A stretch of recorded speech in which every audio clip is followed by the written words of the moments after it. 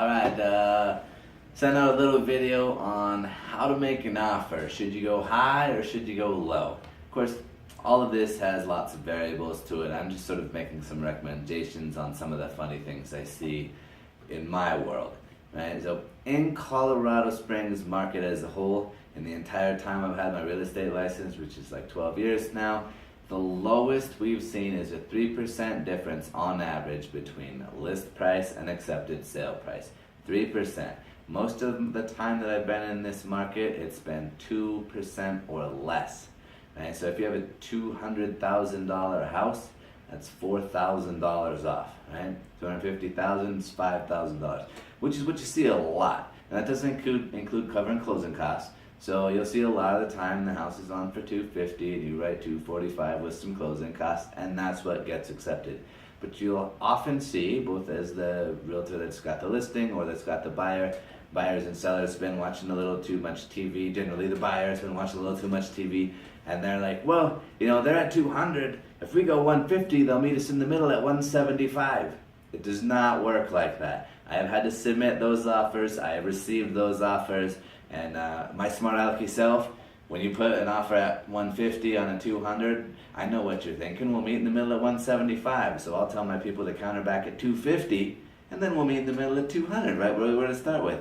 I'm joking. I don't do that. I think it doesn't happen. But my smart alecky brain, it thinks things like that. So what should it really be?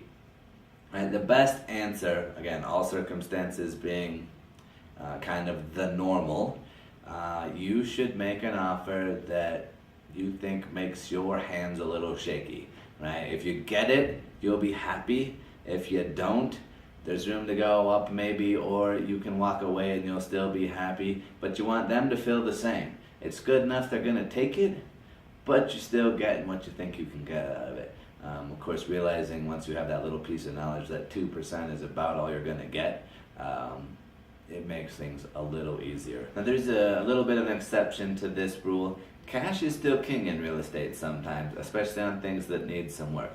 If by chance you have a property that's been there a little while, you can get a little better deal with cash if it needs work. And the reason being is, with cash, you don't have to do an appraisal. You can get a little better deal than with say VA or FHA, where it has to be in pretty good shape, or even conventional, where it still has to meet certain standards. You can buy something that doesn't meet any of those standards.